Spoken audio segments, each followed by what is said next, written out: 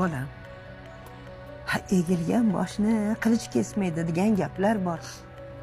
Xotining boshi egib ketdi. O'rtada farzandlaring bor. Rostdan yarashmoqchimisan? Ha, dadasi. Yaxshi. Agar hozir tiz cho'kib yalinsang, keyin yarashaman.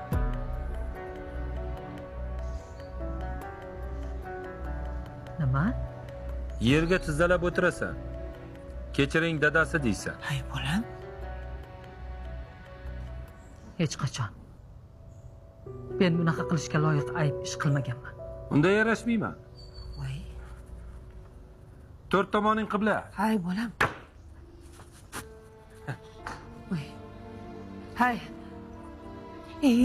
Siz ham xo'p deb qo'ya qolsangiz nima qilardi, a? Oyi, menga bunaqa degandan ko'ra o'g'lingizga nasihat qilsangiz bo'lmaydimi? Axir hammasi o'sha folbinning gapi bilan bo'ldi-ku. Folbinga borishga esa siz tezlagandingiz, oyi, esingizdami? Siz hali meni ayblayapsizmi? Men haqiqatni aytyapman, oyi. Bo'pti. Bo'lmasam, meni ham gapimni eshiting. Bu hovliga qaytib oyoq bosmaysiz. Jo'nang.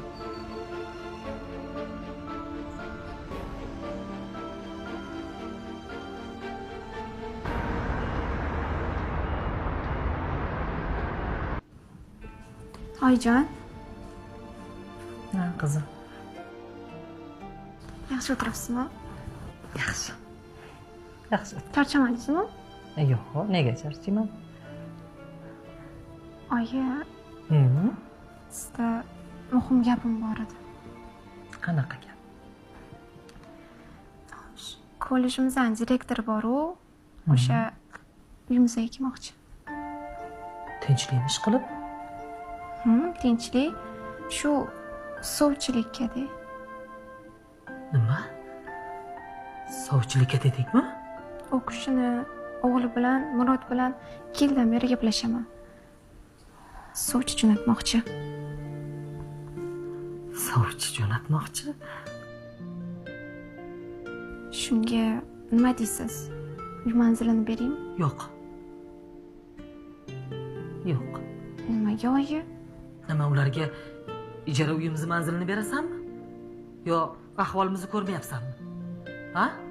O'sha sovchilaring kelib ustimizdan kulib ketishsinmi? Unda nima qilay oyi? Oyim bilan dadam urushib qolishgan. Hozir meni uzata olmaydi deb aytaymi?